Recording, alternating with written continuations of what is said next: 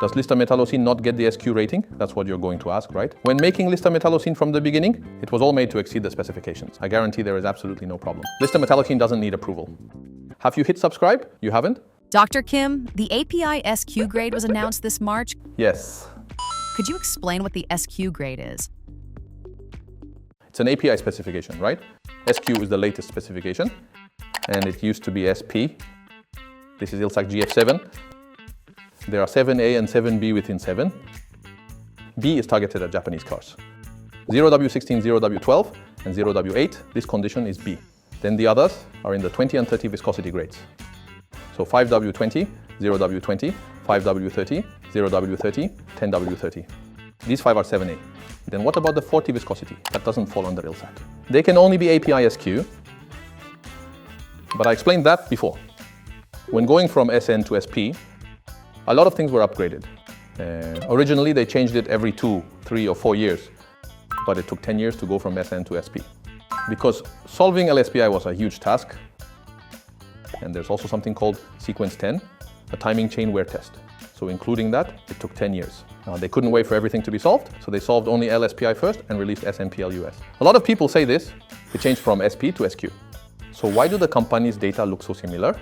The transition from SP to SQ wasn't upgraded that much. They're similar. The switch from SP to SQ started in March 2025, but they tested for a year before it goes into effect. They tested it for about a year from last March, and when they say, from this date, sell it, then companies start selling it. They told the companies last year. So the companies were already preparing, but since this involves products worldwide, it's still being phased in. They're still testing it. The funny thing is, testing agencies and additive companies know this, but lubricant companies haven't organized this information at all. They just vaguely say this changed, that changed. No one put it into numbers, so I organized it myself. What has changed? There are about 7 things. 4 engine tests have changed, and the standards were strengthened. And 3 have changed in the bench tests. First, for the engine test, sequence 3H. This is a piston deposit test. It checks how much wear residue builds up on the pistons or engine, that kind of thing. In the past, 0W-8 and 0W-12 were required to be at least 3.7 merits, and the other viscosities were at least 4.2 merits. Engines have some unique units. For example, here is a piece of paper. There will be some dark spots on it, right? Whether you look with your eyes or on a chart, you compare the color or the number of spots. If there are many dark spots, it starts at 0 and goes up to 10. That means it's clean. So they judge it visually. This is called a merit. Earlier I said it was 4.2. This has been changed to 4.6 merits. It's been strengthened. And now 0W-16 must be at least 4.2 merits, and 0W-8 and 0W-12 must be at least 3.7 merits. That's how it has changed. So it's been made more stringent. It means the oil has to stay cleaner. What changed in sequence 5E is the fuel economy test.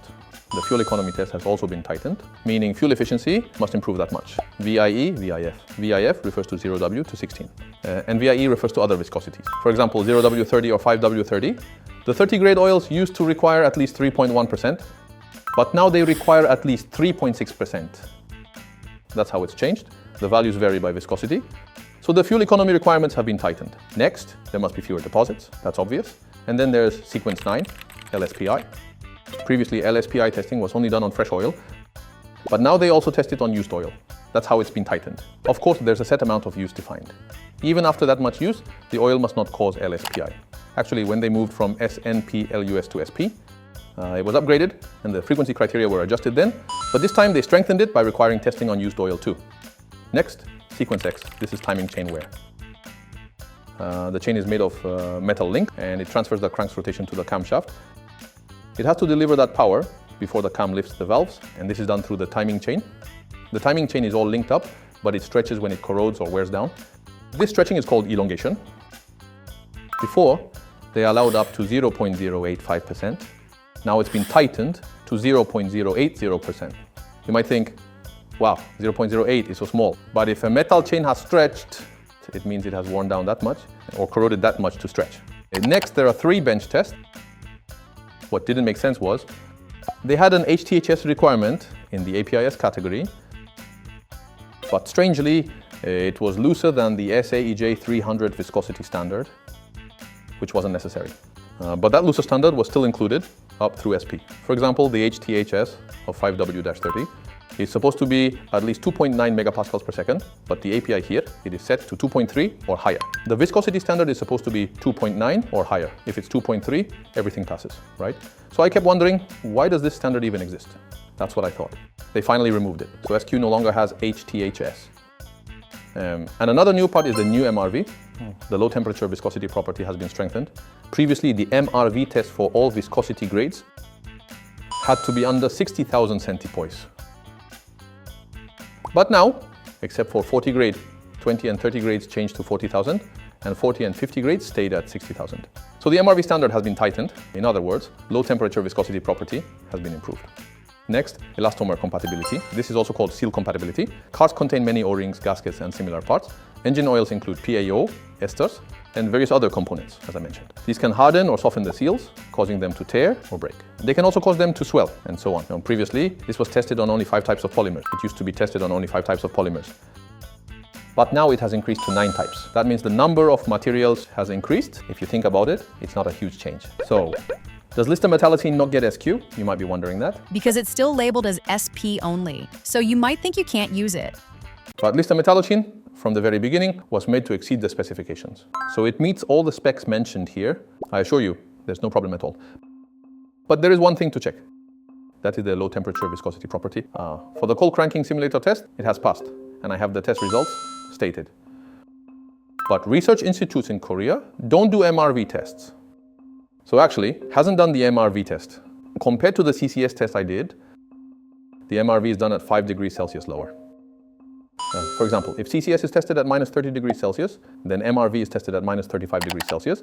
If it passes CCS very comfortably, then MRV will of course be under 60,000, based on all my experience so far. But this time, seeing this new standard, I decided to send it to the US for MRV testing to prove this. So I sent all 9 types. 40 grade stays at under 60,000. So not the 40 grade, but if 20 and 30 grades come down under 40,000, ours will change from SP to SQ2. Now, about API approval, I explained this before.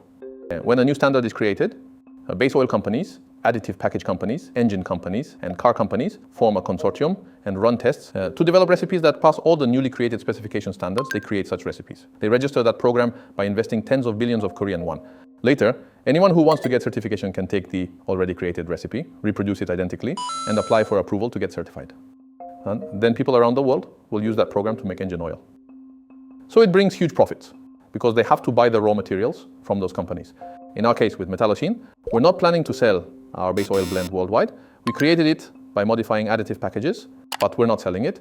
Then it makes no sense for me to spend billions of Korean won to develop such a program. So our Lista Metallocene doesn't have certification. We just say it meets the standards, but supernormal is a different case. From the start, when I made supernormal, I created it with the goal of getting API certification and registering it. I used an already registered program to make it. So that registered program needs to be updated from API SP to SQ. These days, many products are switching to SQ directly. Almost all of them are API SQ now.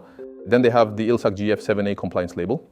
Products with only API certification can be updated easily because they already tested them, so they know. They just make slight adjustments and quickly update it. But in our supernormal, it has OEM European car standards like MB 229.5152 and LL04 BMW and many others. These are OEM specific standards. They are still being tested even now. I'll get feedback about that around October or November. Once they tell me, I'll take that info and re-register it to change ours from SP to SQ. The reason for switching to SQ is not because we just felt like trying something new. Why do these changes happen? Because trends gradually change. As engines develop, the environment also changes and regulations change. So standards get stricter. For example, when Euro 6 changes to Euro 7, conditions change. And since this is API, when US environmental regulations change, they update the standards to meet those changes. In fact, API didn't even consider low viscosity engine oils before. They never thought about 0W-8 or 0W-12. They had no reason to make them. But Japanese companies made them. As the trend shifts toward hybrid engines, they had no choice but to develop them. The hybrid engines are smaller, and their turbochargers must produce huge power briefly. So the US must follow that path too. The next stage will change again. I think SR will come out when ILSAC changes. GF8 will be released. Probably GF8A and GF8B. I discussed this at the conference with someone from API. Engines that require hybrid or low viscosity engine oils are reportedly experiencing issues. Because their engine environment degrades faster, Turbocharger deposits will keep becoming a major problem. Turbocharger-related standards must be strengthened. Also, issues will arise regarding low-temperature viscosity. They said there will be new requirements for low-temperature performance. Hybrid engines keep having these issues, such as corrosion problems, commercial vehicles have corrosion tests, but passenger cars actually don't. But they said that the corrosion test will be strengthened. They mentioned that. I think it'll change in about 2 or 3 years. There are so many hybrid engines all over the world. If the hybrid engine standards don't change quickly, it's hard to keep up with the next stage, like hydrogen engines and so on. So I think they should change it quickly. If it changes to SR, many conditions will change at that time. At that time, I'll probably create a new recipe and do it again. For accurate information on lubricants, stay with Embulgin. This has been Dr. Kim Bohun, lubrication expert. Please subscribe and turn on notifications. Everyone, see you next time, okay?